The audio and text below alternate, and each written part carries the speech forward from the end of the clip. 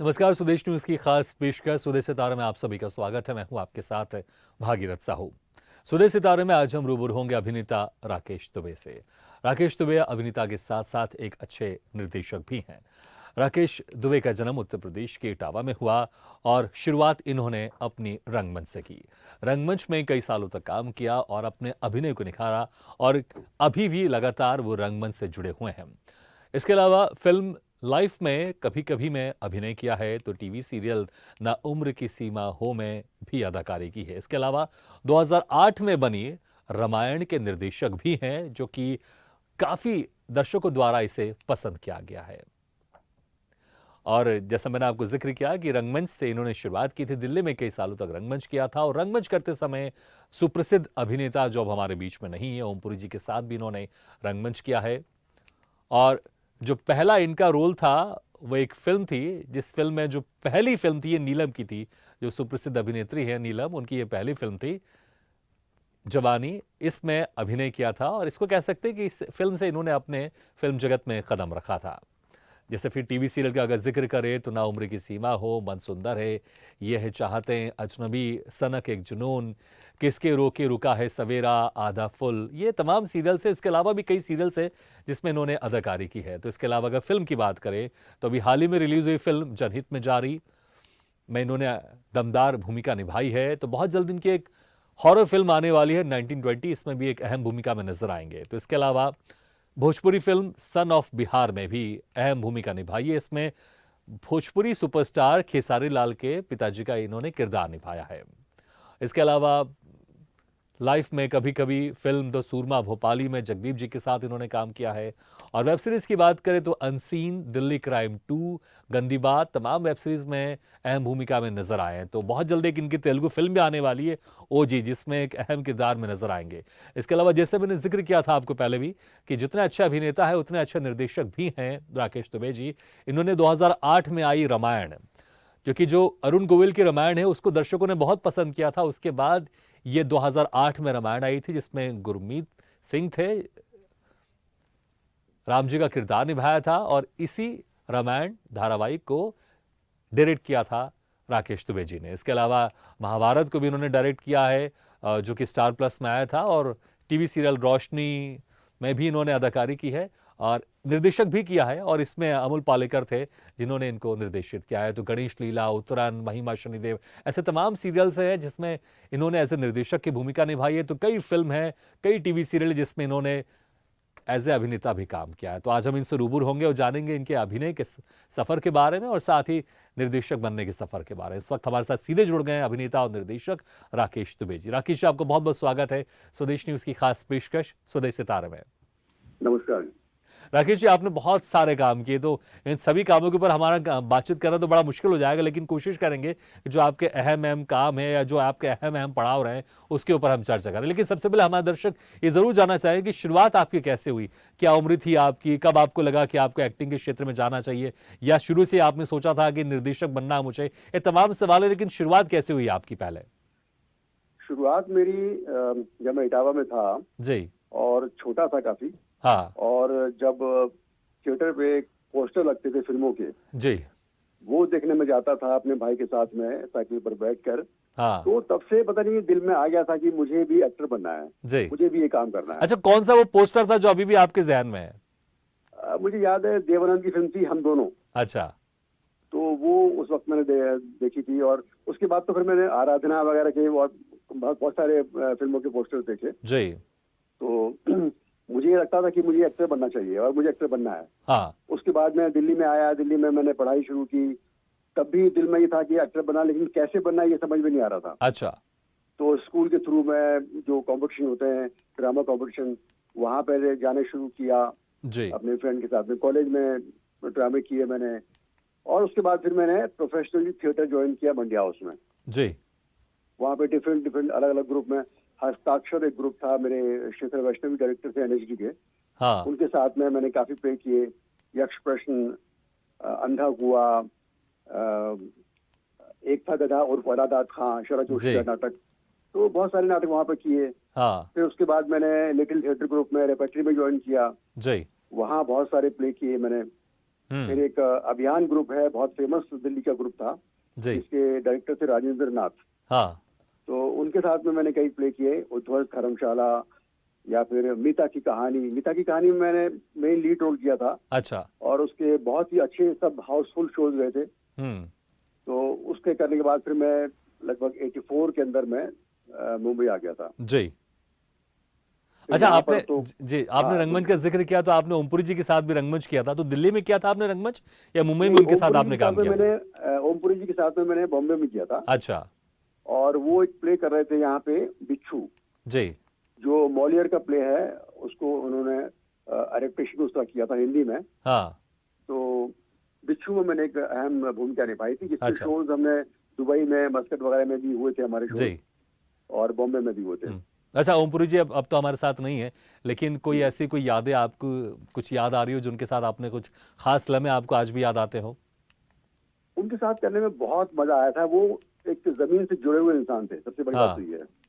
वो ऐसा कभी हमें लगा नहीं कि वो ओमपुरी हैं। हाँ। मतलब अगर हम उनके साथ काम कर रहे हैं, या छोटे एक्टर उस वक्त थे हम उनके हिसाब से बहुत, लेकिन उन्होंने कभी भी ऐसा ट्रीट नहीं किया कि वो ओमपुरी हैं और बहुत बड़े एक्टर हैं और बहुत जी। बड़े पद पर हैं। तो उन्होंने कभी ऐसा नहीं किया। हाँ। बहुत ही जमीन से जुड़े इंसान थे और बहुत ही प्यारे इंसान थे वो। जी। और एक ऐसा वाकया मुझे याद है हाँ। कि जब हमने दुबई में शोज किए थे, जी। तो उसके बाद हमें मस्कट में शो करना थी। हाँ। मस्कट में क्या हुआ कि मेरा जो पासपोर्ट था उसकी डेट थोड़ा एक्सपायरी पे आ गई थी। अच्छा। तो वो रिन्यूएशन उसका नहीं हो पाया था, हाँ। मेरे पासपोर्ट का। तो उस वजह से मैं वहां नहीं जा पाया। लेकिन उन्होंने मुझे, जो मस्कट में शोज हुए, ये बहुत बड़ी बात है कि उन्होंने मुझे उसका पेमेंट भी उन्होंने किया मुझे, क्या बात है! बिना शो किए।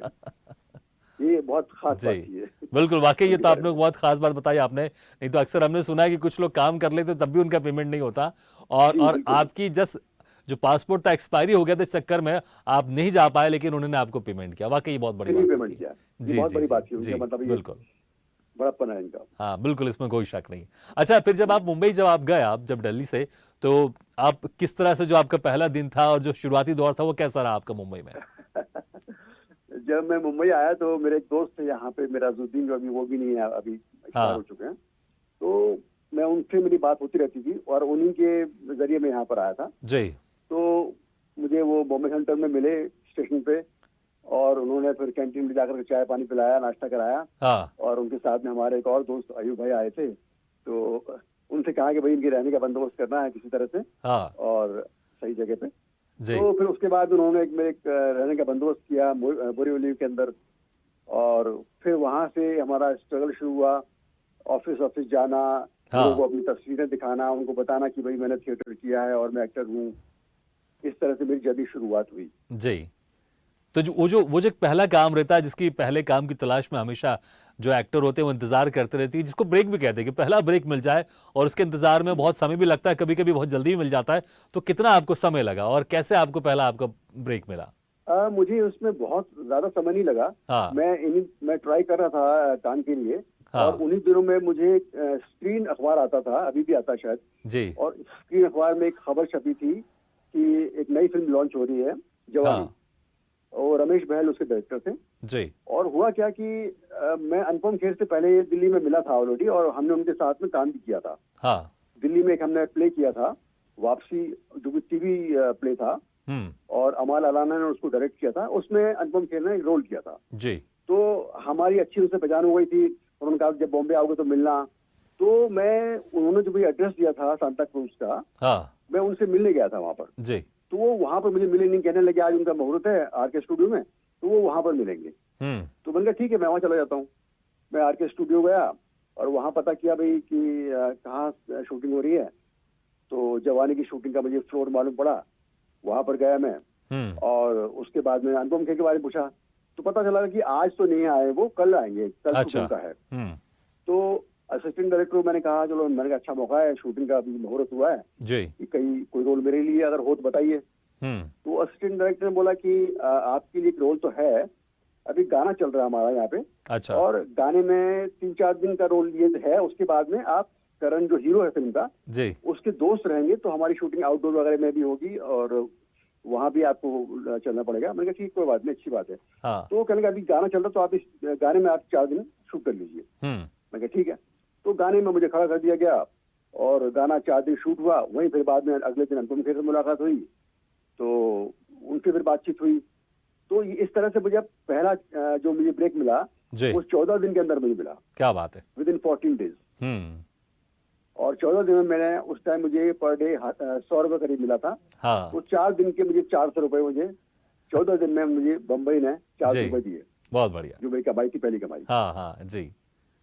अच्छा उसके बाद और फिर जी जी जी आप क्या रहे थे, अपनी बात कंप्लीट कीजिए। उसके बाद तो फिर अनुपम खेर से बाद में फिर मुलाकात हुई, उन्होंने मुझे घर पे बुलाया, हाँ। फिर मैं मिलने गया, इस तरह बात। उस टाइम उनकी सारांश रिलीज नहीं हुई थी पिक्चर। अच्छा उस वक्त रिलीज नहीं हुई थी। जी। नहीं, सारांश के बाद तो फिर वो बहुत बिजी हो गए थे, फिर तो उनसे मिलना भी मुश्किल हो गया था। अच्छा। तो हाँ बट उस वक्त वो तो मिले तो अच्छे उस से। वक्त और तो उस वक्त वो रंगमंच में वो या बाकी दूसरे काम में एक्टिव रहते थे। हाँ काफी, बिल्कुल। हाँ जी। तो काफी बिजी रहते उस वक्त। हाँ और बाकी तो अलग अलग जैसे जैसे मुझे न्यूज मालूम पड़ती थी हाँ कि कौन सी फिल्म स्टार्ट हो रही है, कहाँ पर गुंजाइश है काम करने की, जी। तो वहाँ वहाँ उनके असिस्टेंट डायरेक्टर से या फिर डायरेक्टर से मुलाकात होती थी, हाँ। मिलते थे हम लोग। एक बार मैं आरके स्टूडियो में राज कपूर से भी मिलने चला गया था। अच्छा मुलाकात हुई थी ये आपकी। हाँ, राम तेरी गंगा मैली की जो है उस टाइम शूटिंग चल रही थी। हाँ और मैं आरके स्टूडियो गया, नीचे मालूम पड़ा कि राज साहब तो ऊपर हैं, ट्रायल देख रहे हैं ऊपर। हाँ तो मैंने कहा ठीक है, मैं ऊपर चला जाता हूँ। मैं ऊपर जहाँ थिएटर में ट्रायल चल रहा था हाँ वहाँ चला गया डायरेक्ट। तो वहाँ अच्छा उनके असिस्टेंट से करा जी, अरे आप यहाँ क्यों आ गए? मैंने कहा नहीं, मुझे राज साहब से मिलना था, इसलिए मैं यहाँ पर आया। जी तो उस वक्त मतलब हम तो जोश में थे, तो जी। जो भी डायरेक्टर था जहाँ मिलता था मिल जाते थे। नहीं लेकिन जिस तरह से आपने जिक्र किया कि राज कपूर साहब से भी आपकी मुलाकात हो गई थी, क्या अभी इतना आसान होता है कि किसी डायरेक्टर से मुलाकात हो जाए आज किसी आज नहीं होता, आज बिल्कुल नहीं होता है। अच्छा आज का सिस्टम पूरा बदल गया है। जी। आज का सिस्टम ऐसा हो गया है कि जो कास्टिंग होती है वो कास्टिंग डायरेक्टर के थ्रू होती है या कोऑर्डिनेटर के थ्रू होती है। हाँ डायरेक्ट आपको डायरेक्टर कोई नहीं मिलता आजकल। अच्छा जब तक कि आपकी डायरेक्टर से किसी मुलाकात सीधे सेट पर हो गया ऐसा। सीधे सेट पर होती है। हाँ जब तक कि आपकी कोई किसी के थ्रू जान पहचान ना हो, हाँ तब तक आपकी मुलाकात डायरेक्टर से नहीं होती कभी। अच्छा वो डायरेक्ट आपको सेट पर हाँ। ही मिलता है। तो अभी कैसे एक कलाकार को अप्रोच करना पड़ता है। अभी अप्रोच करने के तरीके वही हैं कि जितने कास्टिंग डायरेक्टर हैं हाँ आप उनके संपर्क में रहिए। जी। तो कास्टिंग डायरेक्टर जहाँ जहाँ सुटेबल आपको रोल निकलते हैं, हाँ तो वो खुद आपसे कांटेक्ट करते हैं, अच्छा या फिर शूटिंग की प्लानिंग या फिर ऑडिशन की प्लानिंग करते हैं। हाँ तो वहाँ बुलाते हैं कि आप वहाँ पे ऑडिशन देने आ जाइए, जी। आपकी एज ग्रुप का कैरेक्टर वहाँ निकला है, अच्छा तो ये आप ऑडिशन दे दीजिए, उसके बाद बताएंगे आपको जैसा ठीक। होगा। मतलब कि या फिर अब आजकल घर पे भी ऑडिशन होते हैं कि वो घर पे भेज देते हैं स्क्रिप्ट हाँ हाँ कि ये स्क्रिप्ट है, आप इस ऑडिशन बनाकर भेज दीजिए, जी फिर जैसा डायरेक्टर बोलेगा हम आपको बता देंगे। ठीक। मतलब कि अगर तो इस मुंबई तरह से जाना है तो कास्टिंग जितने ज्यादा से ज्यादा कास्टिंग डायरेक्टर से आपके संपर्क है और उतना अच्छा, उतनी जल्दी आपको काम मिलेगा। बिल्कुल बिल्कुल सही बात है। जी। अच्छा फिर उसके बाद लगातार, क्योंकि देखिए हर कलाकार का शुरुआत में तो पहला ब्रेक चाहता है वो कि उसको कोई एक ब्रेक मिल जाए, लेकिन उसके बाद धीरे धीरे उसकी इच्छा लालसा बढ़ती जाती है, कोई एक ऐसा काम मिले जिस काम से मैं एक स्टेब्लिश हो सकूं और मेरा एक नाम हो सके, मैं गर्व से कह सकूं कि वो ये रोल मैंने किया, ये किरदार मैंने किया। उसके बाद वो जो काम था, जो आप एक चाह रहे थे अपने एक मनपसंद काम और एक बड़ा काम जिसको अक्सर कहते हैं, और वो उस कलाकार का बड़ा फेवरेट बन जाता है, वो काम कौन सा था आपके लिए। वो मुझे मिला, एक फिल्म मैंने की थी काल भैरव, हाँ जिसके डायरेक्टर थे राकेश परमार, जी। और उसमें जो कास्ट थे राजा बुंदेला, टेनू आनंद, गिरिजा हाँ। शंकर, आलोकनाथ, विजय कश्यप, दिनेश कौशिक, ये सब उसमें कास्ट हुए थे। जी। और वो मुझे फिल्म इसलिए मिली हाँ क्योंकि मैं राकेश परमार को, जब मैं दिल्ली में था तब उस एक फिल्म करने के लिए वहां पर वो आए थे असिस्ट करने के लिए, जी। और उस फिल्म में मैंने भी असिस्ट किया था। तो वहां उनसे मेरी बहुत अच्छी मुलाकात हो गई थी और दोस्ती हो गई थी। हाँ तो जब उन्होंने ये फिल्म बनाई तो मुझे उन्होंने साथ लिया, तो मैं उनके साथ में एज ए चीफ असिस्टेंट भी था, और मैंने एक बहुत अच्छा मेजर रोल भी किया था। अच्छा। लेकिन दुर्भाग्यवश ऐसा हुआ कि वो फिल्म किसी भी तरह रिलीज नहीं हो पाई। ओके। बहुत अच्छी फिल्म बनी थी, हाँ। बट वो रिलीज नहीं हो पाई। सेकंड मुझे चांस मिला बासु चटर्जी की फिल्म में, हाँ। जिसका नाम था दुर्गा, और वो फिल्म थी NFDC की फिल्म थी वो जी। और उसमें मैंने लीड रोल किया था, और जिसको 1992 में नेशनल अवार्ड भी मिला था फिल्म को जी। तो वो मेरा मेजर रोल था जो मैंने किया। इसके अलावा मैंने फिल्में बहुत सारी की। मैं तुझे नहीं छोड़ूंगा एक फिल्म आई थी, हाँ। इकबाल खान डायरेक्टर थे, वो मैंने की थी, जिसमें अकबर खान हीरो थे, सुरेश ओबराय थे, जी। वो किया। रजा मुराद थे, नहीं, बिल्कुल मैंने बिल्कुल, एक हमने फिल्म- दर्शकों को आपकी बहुत सारी फिल्मों के बारे में बताया भी है, लेकिन फिर अभिनय करते करते फिर आप निर्देशन के क्षेत्र में कैसे चले गए? आपको वही कैसे बता लगा रहा कि हूँ मैं। मुझे निर्देशक बनना चाहिए मुझे, और जी वही कैसे बता रहा हूँ इत्तेफाकन क्योंकि हुआ, या फिर आपने पहले सोच के रखा था कि मैं आगे चल के निर्देशक भी बनूंगा मैं? नहीं नहीं, मैं ये सोचकर नहीं आया था। मैं सोचकर यही आया था कि मैं खाली एक्टिंग करूंगा। जी बट हुआ ये कि उस वक्त जब मैं आया था जी तो फिल्मों के सिवाय और कोई चारा था नहीं। फिल्में बनती थी और ऐड बनते थे मोस्टली, जी। और सीरियल उस वक्त थे नहीं। सीरियल उस वक्त शुरुआत हो रही थी उस वक्त, अच्छा। और सीरियल ओटीटी ये सब कुछ भी नहीं था। हाँ इवन चैनल भी कोई नहीं थे। डीडी चैनल था जी। और कोई भी चैनल नहीं था। हाँ, तो उस वक्त तो तो कोई रास्ता था नहीं टीवी फिल्मों सीरियल के बहुत अलावा। बहुत कम आते थे, बहुत कम आते थे। ये सीरियल थे ही नहीं, खाली नाटक हाँ आते थे टीवी के ऊपर। जी और टीवी में आप नाटक कितना करेंगे आप? आपको बिल्कुल। एक महीने, एक बार आपने नाटक कर लिया तो फिर आपको 2-3 महीने के बाद तक कोई नाटक मिलता नहीं था। हाँ आप ब्लॉक होते थे जी 3 महीने तक। उसके बाद फिर आपको नया चांस मिलेगा। हाँ। तो वो मैंने टीवी दूरदर्शन में भी काम किया मैंने। लेकिन क्या हुआ कि मैंने फिल्में की तो वही फिल्मों में रोल मिले। पत्थर दिल मैंने फिल्म की थी सुरेंद्र मोहन की, उसमें हीरो के दोस्त का रोल किया। जी। फिर मैंने सत्ता जो फिल्म की इकबाल खान की, उसमें मैंने एक छोटा सा रोल किया था रजा मुराद के साथ में। फिर मैंने की सुरमा भोपाली, उसमें एक रोल किया मैंने। जी फिर मैंने की पत्तों की बाजी। तो हुआ क्या कि उस वक्त जो मेरी एज थी तो मुझे कोई हीरो तो देता नहीं था क्योंकि मेरी जी। कोई बैकग्राउंड नहीं थी। हाँ। और जो रोल मुझे मिल रहे थे वो उससे मैं सेटिस्फाई नहीं था। अच्छा। छोटे छोटे रोल, 1 सीन के 2 सीन के, हीरो को दोस्त बना दिया, हाँ। उससे मैं सेटिस्फाइड नहीं था। तो फिर मैंने क्या करूं, कुछ समझ में नहीं आ रहा था मेरे को। तो मैंने डायरेक्शन में कदम रखा, अच्छा। क्योंकि डायरेक्शन का मुझे एक्सपीरियंस दिल्ली से ही था। जी। एक फिल्म मैंने असिस्ट दिल्ली में की थी, हाँ। जिसके डायरेक्टर थे आर एस विकल। तो और शंकर शेष का नाटक था पोस्टर, उस पर उन्होंने एक फिल्म बनाई थी जिसमें जरीना वहाब वगैरह भी थी। जी। तो तब से मुझे एक्सपीरियंस था। तो उसके बाद फिर मैं डायरेक्टर को असिस्ट करने लगा यहाँ पे। अच्छा 2-3 डायरेक्टर मैंने असिस्ट किए। उसके बाद मैंने जैसे बताया कि राकेश परमार को भी मैंने असिस्ट किया, जी। जिसकी मैंने फिल्म काल भैरव की। हम्म इसके बाद फिर मैंने टीनू आनंद को असिस्ट किया। हम्म टीनू आनंद के साथ मैंने कई फिल्में की, जैसे जीना तेरी गली में, मेजर साहब, एक हिंदुस्तानी। तो इस वक्त फिर उस तरीके से फिर मैं असिस्ट करने लगा। और फिर आहिस्ता आहिस्ता क्या हुआ, फिर सीरियल का दौर आना शुरू हो गया। तो सीरियल में फिर अच्छे रोल भी मिलने शुरू हो गए। जी। मैंने सीरियल किया था वाह जनाब, हाँ। काफी पहले। तो उस वक्त शुरुआत थी, वाह जनाब किया, एक ठीक ठाक सा रोल था, मुझे मिल गया अच्छा। फिर मैंने अजनबी सीरियल किया जिसमें डैनी साहब थे। अजनबी में मैं एसोसिएट भी था, उसमें मैंने डायलॉग राइटिंग भी की थी। और बहुत अच्छा एक रोल किया था मैंने जी। जो मतलब मेजर रोल किया था मैंने, बिल्कुल। कहना चाहिए। और उसके बाद फिर कक्का जी का हिंद, कबीर, हाँ। बहुत सारे मैंने नहीं सीरियल बिल्कुल, किया देखिए था। दर्शकों ने आपको बहुत सारे अच्छे अच्छे किरदार में देखा है, लेकिन दर्शक जिन्हों आपको एज अभिनय के तौर पर देखते हैं, अभिनेता के तौर पर देखते हैं, उनमें से बहुत कम लोगों को पता होगा कि एक बहुत अच्छा आप अच्छे डायरेक्टर भी है, और आपने बड़े बड़े टीवी सीरियल डायरेक्ट किया। 2008 में जो रामायण आई थी गुरमीत सिंह की, जो कि बहुत दर्शकों ने बहुत पसंद किया, मुझे लगता है वो रमन सागर की जो रामायण आई थी अरुण गोविल वाली, उसके बाद यही पसंद जितना की गई। प्यार जो मिला है उतना प्यार गुरमीत सिंह के जो रामायण आई थी उसको भी बड़ा प्यार मिला, बहुत पसंद नो किया डाउट। उसको लोगों ने।